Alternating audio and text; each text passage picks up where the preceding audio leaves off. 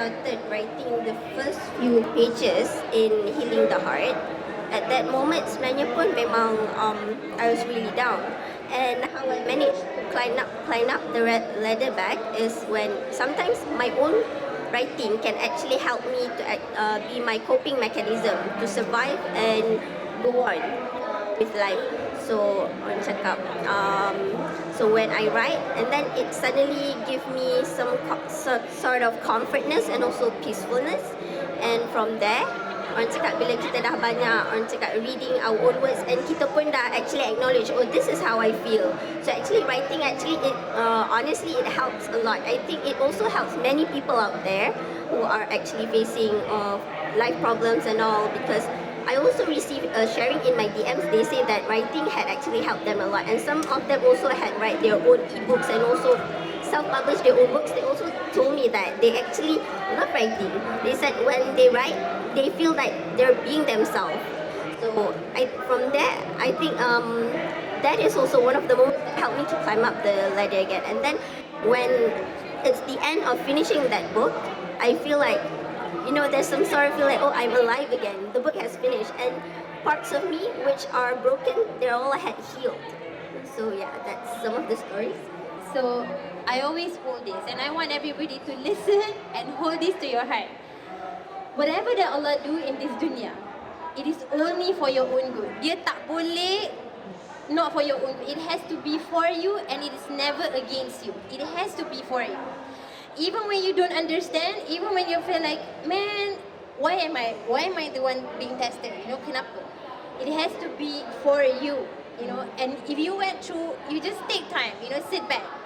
Think about the worst, for example, bukanlah worst, macam satu benda yang paling berat you pernah lalui dalam kehidupan. Okay? Think about it. And look at how it has made you the person you are today.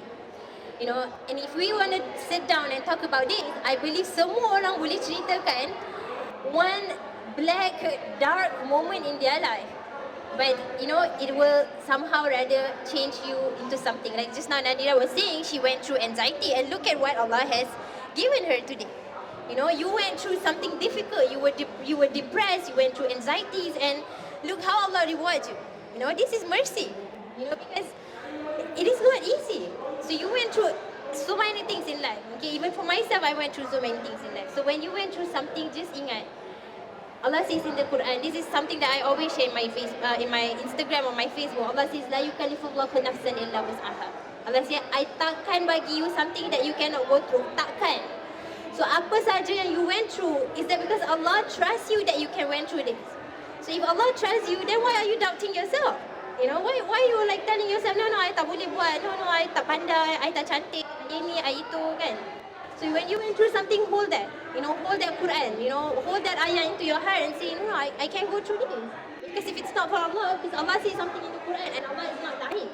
Allah is never tak pernah tipu, Allah tak pernah mungkir janji. So if Allah says, I can go through this, then I'm going to endure this. I'm going to embrace this. I akan jalan je ke depan, tak tahu macam mana, apa dia punya nampak ke, tak nampak, gelap ke, kan, di end of the tunnel tadi, tak nampak, dia jalan dulu. Now what Allah says in the Quran, in the hadith, the Prophet says, Allah kata, if you come to me walking, I go to you running, then you have to trust that. I come back to Allah, I'm going to make my prayer, I'm going to read my Quran, I'm going to make my tawbah, I'm going to read my dua. Then I trust Allah, Allah will come back and run to me. I want to trust that. And then you tell Allah, oh Allah, I trust you. You say you're running back to me, so I want to have that. So that's something that I hold so much in my life. So kalau orang tanya macam mana you went through, actually I went through the same stuff like other people. But I put that in my head, I keep on reminding myself, it cannot be difficult. And this life, it's temporary, sekejap je. At the end of the day, our end game is for Jannah. So if I'm going to do something for Jannah, make sure I'm doing something that is worth it, If I have to go through a little bit of this, I'll go through. I'll smile, I'll embrace that. If I have to cry, I have to cry. If you guys read my TTA, I say, being close to Allah does not mean you suppress your feelings. Bukannya kita macam okay, positif je. Tak. If you have to cry, then cry to Allah. You have to feel mad, you rasa marah, then you go and talk to Allah. Because the one that heal your heart is Allah, not anyone else. So that is something that I hold very close to my heart, insyaAllah ta'ala. Salah satunya, momen di mana waktu tu saya tengah practical at that time. So saya tengah practical year, and that time memang at that moment tu at that time memang unstable lah sebenarnya. Condition saya unstable dari segi mental dan juga physical. So memang every time when I show up for practical tu half-hearted lah, it's not wholeheartedly. And during those moments pun, actually throughout those practical years pun, or practical days, memang always kena panic attack atau anxiety attack at that time. So memang pernah rasa macam orang kata terlalu down, and memang rasa terlalu suffocated at that moment. And what actually orang cakap bring me back to at that moment is when there was this one senior optometry. She was really kind at that moment. She saw my condition compare other people. Memang for them macam just kita as a practical student tu, they just macam we have to do what we have to do lah. Sometimes macam kita punya keadaan pun macam tak terjaga apa, just macam kita kena settle sendiri. But there was this one senior optometrist yang memang sangat caring and understanding. Dia panggil saya dekat meja dia, and then have a talk lah, heart to heart dia talk. So she told me what was my problem and everything. I don't know, somehow she knows actually I have some kind of mental disorders kat situ. So macam at that moment, after that, because of her juga, I feel yang memang after that memang saya sambung lah untuk orang kata field optometry ni. Kalau tak, memang saya tak sambung lah. But just because of her, orang cakap caring and also kindness tu, you only need one person sebenarnya. Macam Presiden Miasa cakap, Pak Anita dia cakap, you only need one person to believe in you, to keep you moving in life sebenarnya. Okay, so adalah saya share lah buku. Okay. I think the ones that I really like is I shared about how I look at my watch a different way now. Yes, subhanallah, okay? So in Quran, Allah talks about Surah Al-Asr, right? Allah says, وَالْعَصْرِ إِنَّ الْإِنسَانَ لَفِي خُسْرٍ إِلَّا الَّذِينَ آمَنُوا وَعَمِلُوا الصَّالِحَاتِ وَتَوَاصَوْا بِالْحَقِّ وَتَوَاصَوْا بِالصَّبْرِ. Allah kata demi masa manusia dalam kerugian melainkan orang-orang yang beriman dan beramal soleh. Pasal Allah kata tak, orang-orang yang mengajak kepada kebaikan.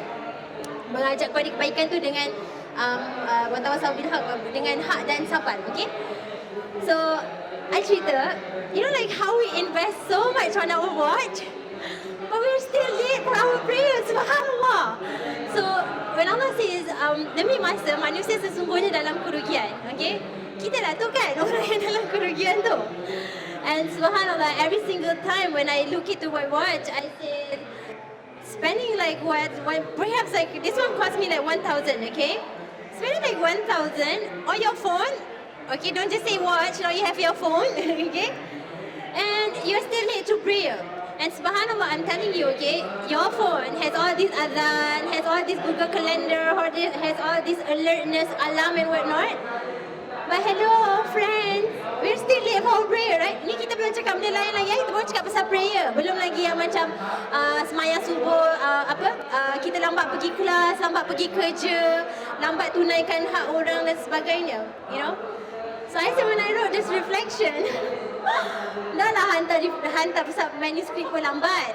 Kan, 1 hari lambat. No, I think few days, mana Kak Izaidah 2-3 hari lambat.